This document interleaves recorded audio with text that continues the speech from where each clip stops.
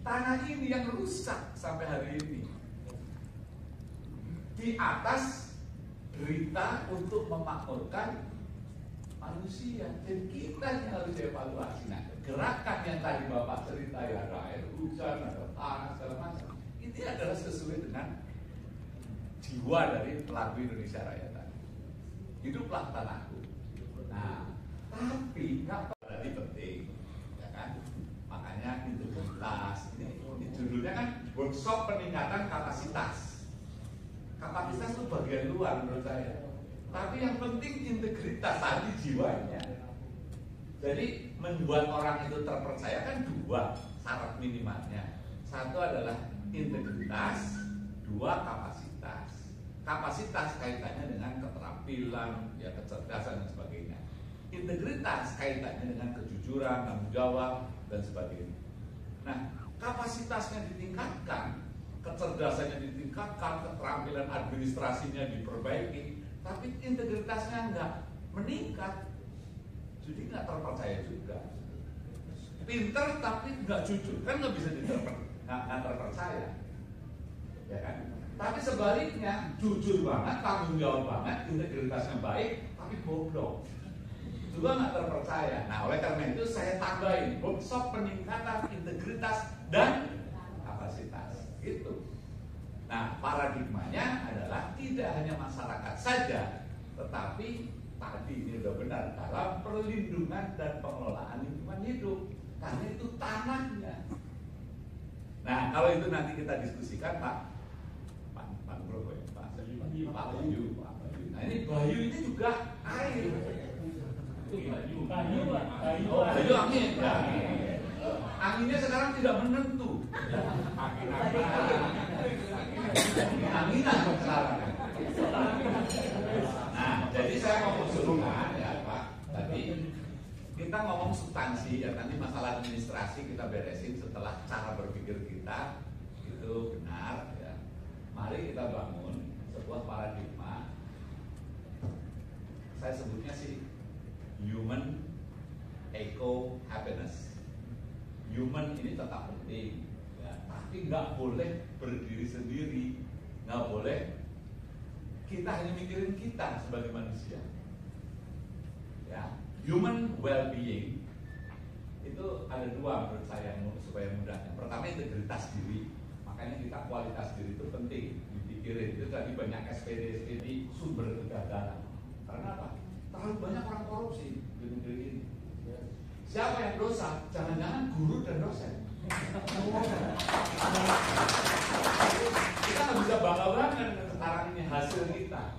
Tapi jangan-jangan itu juga nggak mungkin mengusung tanggung jawab agar individu kita itu integritasnya bagus hanya oleh profesi guru dan dosen. Kita yang keliru.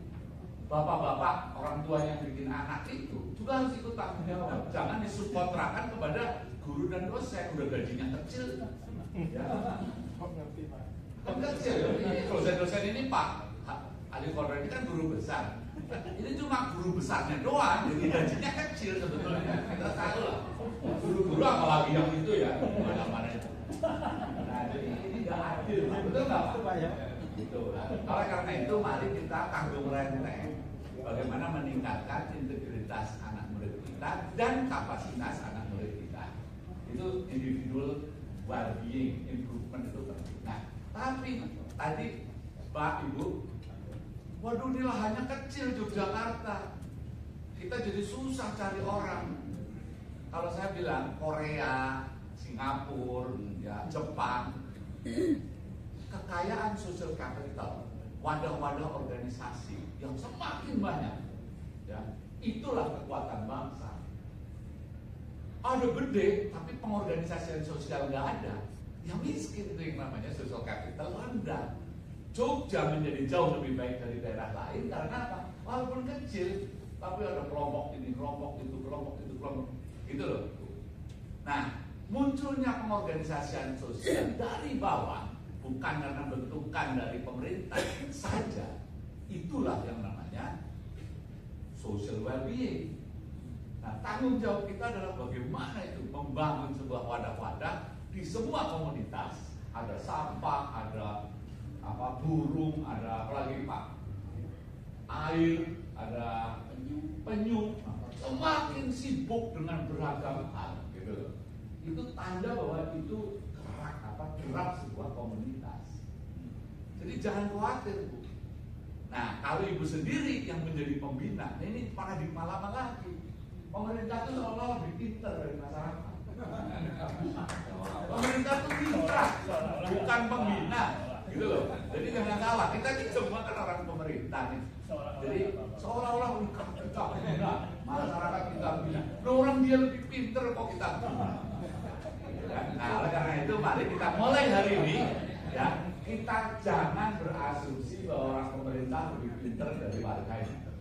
Ini tragedi Bu Lurah yang jadi pembina PKK, sementara anggota PKK-nya para profesor, para guru besar, gitu kan.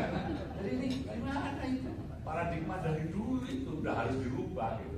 Mari kita bermitra, masyarakat, dunia usaha, dunia perguruan tinggi, dan pemerintah, gitu loh kira-kira, ya kan? Betul kan?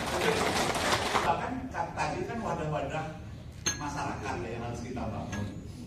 Nah, tapi di sisi lain ada wadah-wadah yang kaitannya dengan lingkungan. Tentang tadi kan banyak contohnya ya, kaitannya air hujan, terus kemudian ada sampah, ada energi, ada polusi. Waduh, banyak banget tema kita yang sekarang tidak hanya orang kaitannya dengan carbon credit, tapi biodiversity credit misalnya. Ini Jogja ini luar biasa, banyak sekali contohnya. Dan jangan jago kandang. Kalau udah pintar di sini, coba merambah ke tempat lain. Justru sekarang ini kami tadi nyari di komunitas yang bergerak, tapi terus kemudian menjangkau ke komunitas lain. Siapa yang mau menjadikan kita Indonesia Raya ini katanya, bukan Jogja Raya. Nah, kita kepengen bagaimana caranya Bapak Ibu bisa menjangkau ke tempat lain. Bapak akan bicara, tapi dananya dari mana? Itulah yang namanya Pak Hasan Wirayuda bilang, kami akan berjuang membuat foundation sendiri, dan kemudian ada usaha-usaha independen yang bisa cari uang sendiri dan berhubungan dengan luar negeri. Itu gunanya Menteri Luar Negeri jadi ketua dewan, kan? Nah, kalau Pak Hasan Wirayuda bisa jadi jagoan di luar negeri, kita buktikan bisa nggak mengangkat Al-Fatihah menjadi go internasional dengan uang mandiri, sehingga datang ke sini tuh nggak mesti harus tergantung pada anggarannya Bunjo. Nah, mudah-mudahan dengan demikian maka harapannya kumpul hari ini sebetulnya pemanasan di dalam menyambut administrasi baru, ya kan, bulan Oktober nih kira-kira yang akan selesai. Nah, saya tidak tahu menterinya siapa nanti. Siapapun menterinya, kalau Bapak Ibu semua sepakat bahwa kita harus berbaris, bukan berkerumun, saya kira kita akan didengar. Kalau perlu kita rame-rame datang ke siapapun menterinya nanti, Pak, Kalpatarunya akan menjadi sebuah pasukan untuk penyelamatan bersama, ya. Bapak harus mendukung karena kan menteri itu kan sebenarnya pesuruh, ya. Pesuruh rakyat, kan bukan pejabat dalam arti yang harus. Ini paradigmanya kan beda dengan kerajaan. Dia ini adalah wakil rakyat, ya, yang kita pilih. Kemudian dia harus memfasilitasi kita, kan gitu. Betul nggak Pak? Pak Menteri? Pembantu.